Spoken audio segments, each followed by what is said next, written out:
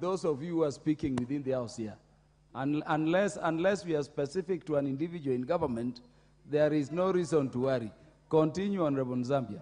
Thank you, Honorable Speaker, for being considerate. Honorable Speaker, what these people are not understanding, some honorable members think that this is not a Kamba affair. Those who have been affected are people across the country. It doesn't matter who was affected, comes from which region. The point here is, those people need to be compensated. Honorable Speaker, in our current budget, we have a lot of money for compensation of squatters. I'm in the Lands Committee, and we have put a lot of money for the for compensation of land squatters.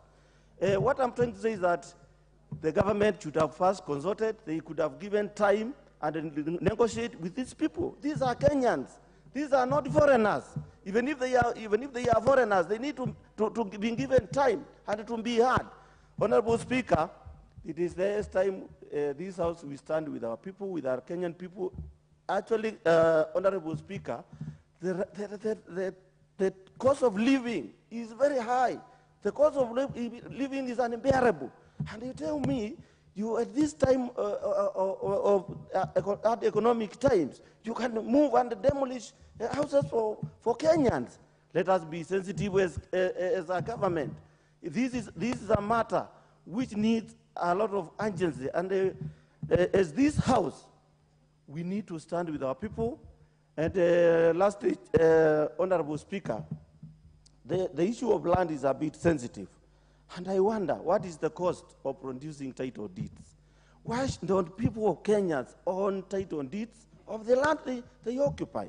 Honorable Speaker, we've allocated enough money for digitalization of title deeds. And Honorable Speaker, I can report with a lot of honesty and sincerity that a lot has not been done. A lot of money has been put there, and nothing is coming out. Right now, Honorable Speaker, if you can get to know the billions of money which has been spent in this digitalization thing, I think it is the time as the members of this House, we have to do an investigation to know where this taxpayers' money is going. Honorable Speaker, and this is very sensitive, Honorable Speaker, Kenya Railways bought land from Portland. Where on earth can a government sell a land to a government institution? And as you are aware, probably most of you are not aware, this demolition was done to pave way for the Kenya Railways to pay the balance of 500 million. And this being very sensitive, Honorable Speaker, there are people behind the push for the Kenya Railways to compensate or to pay the balance, that is to the Portland. And the Honorable Speaker, as you know, the word corruption is not being mentioned in this government. Honorable Speaker, we need to have a task force, and they should be led by the Lands Committee. I think it is the highest time the Lands Committee, headed by the chair, to get into the ground and get us the real, get a real report which can be discussed in this House, Honorable Speaker. Honorable Speaker, I really thank you for adding me some few minutes so that we can deliberate on this sensitive. The Honorable Omar Mwinyi.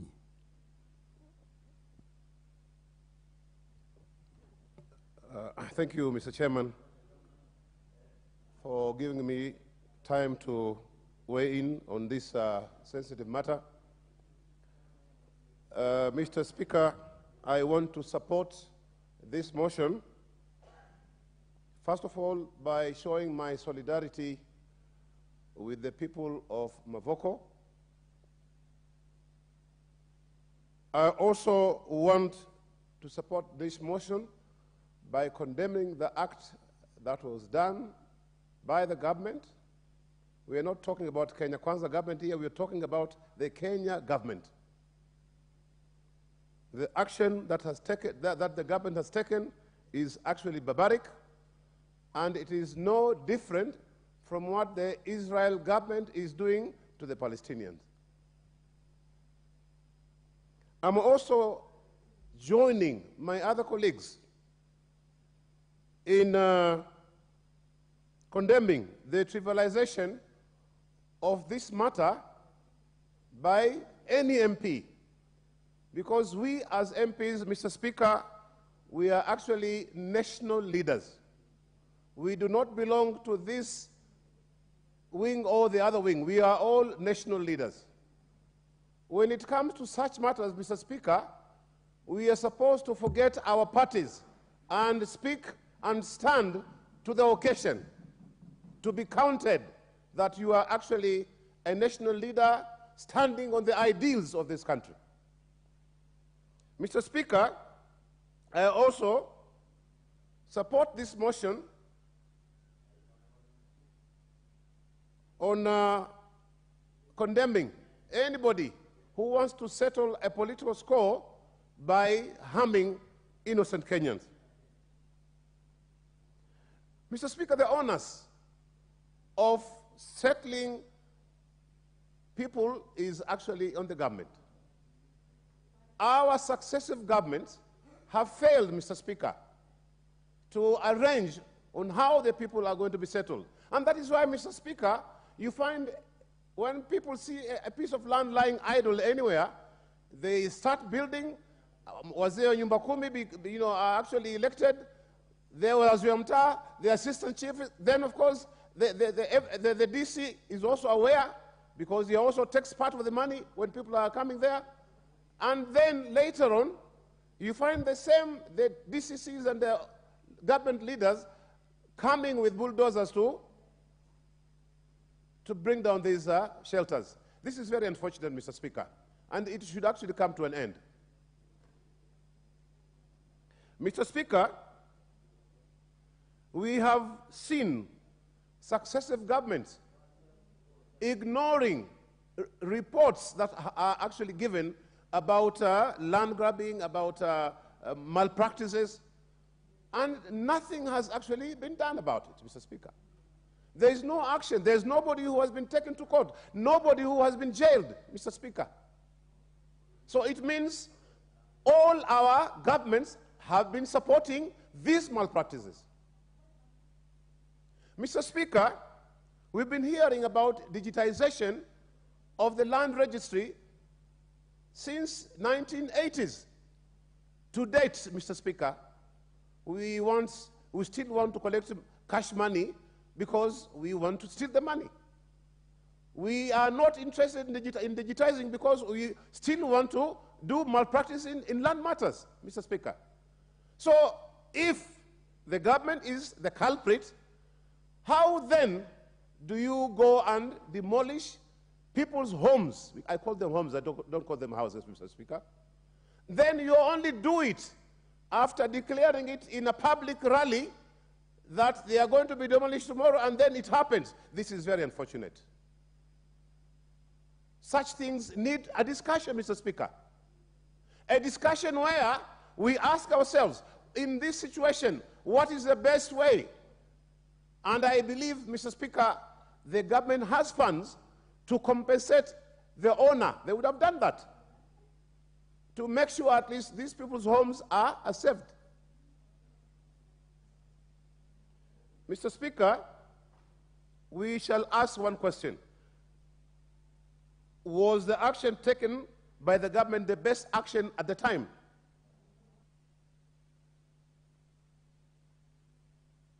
You'll have 2 minutes. A better way or option than what actually was done?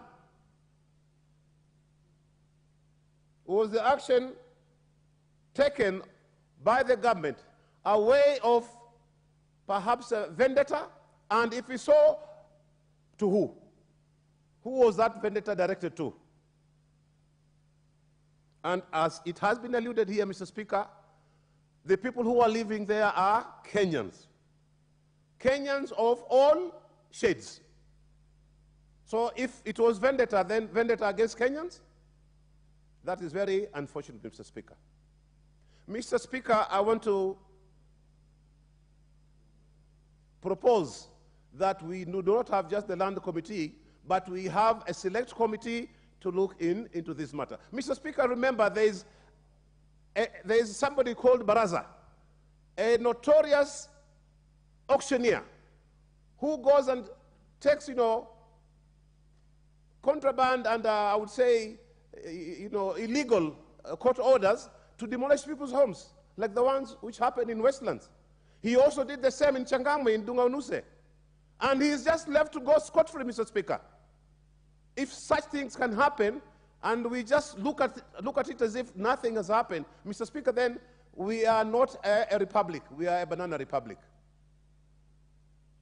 And I would actually urge this House, Mr. Speaker, whenever we have such matters, let us forget our political divide.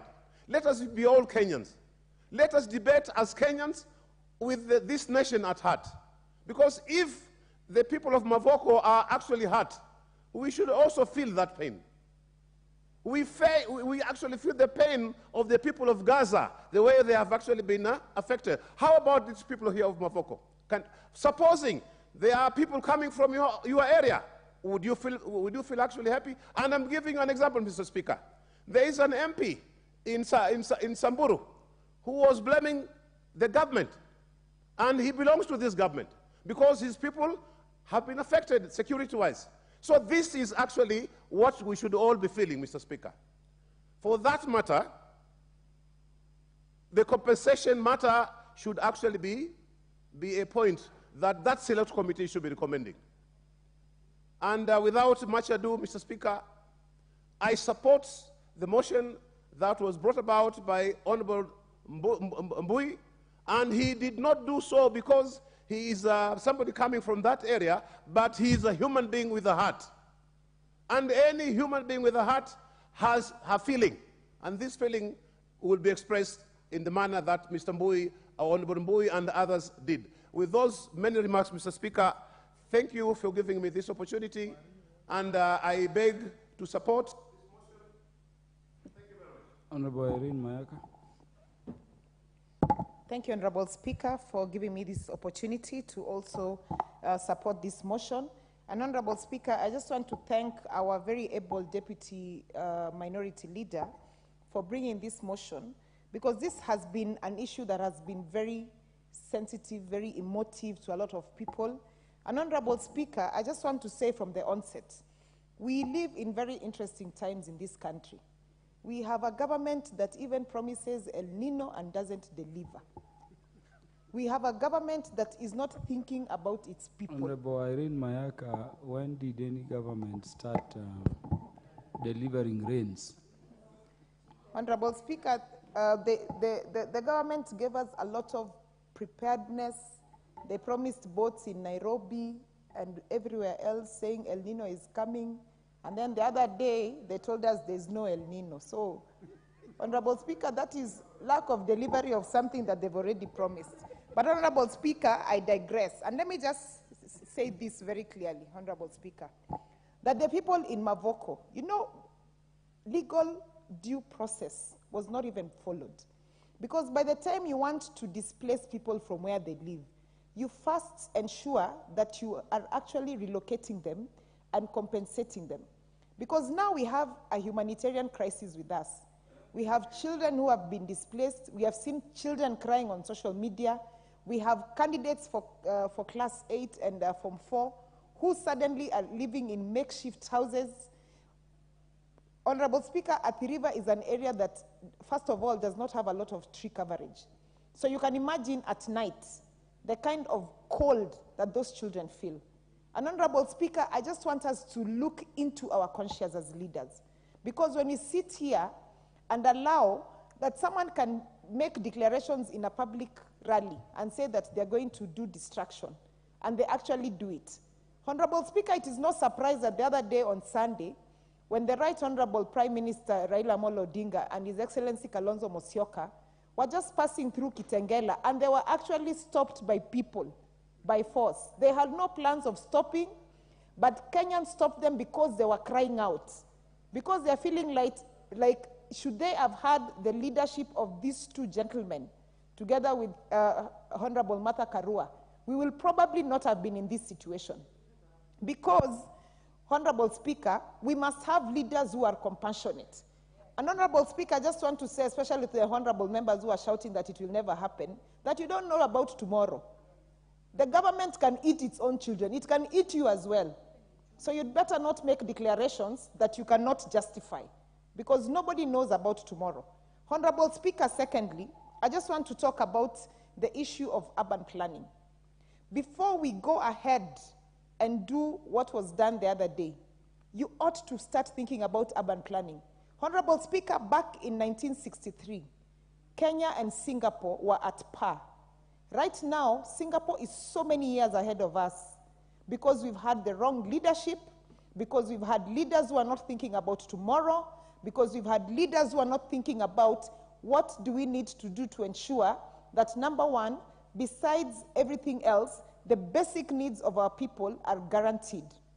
Honorable Speaker, by the time someone is building a house in Athi River, they've had their family living there for so many years, and then you suddenly want to come and destabilize them. And yet in this country, we keep saying that we have issues to do with mental health. We are having a lot of issues to do with people feeling destabilized. First of all, already we are dealing with an extremely high economy, we are dealing with high taxes, and then you add on to people more problems that ideally they could have avoided. And Honorable Speaker, I just want to say that the first thing, even us as legislators, and it's very good that I had a couple of honorable members suggesting this, that we need to sit down and start having actual reviews of our laws. We need to have actual reviews of even our penal codes that criminalize some of these things, that we should be able to come back, sit down and say, how about we start thinking about humanity first before we think about chest thumping? Because, Honorable Speaker, a lot of chest thumping goes on in this country. And I just want to urge the leaders, especially those in government, that you don't know about tomorrow. Can you please stop chest thumping and start thinking about Kenyans and their lives and their children and how ideal.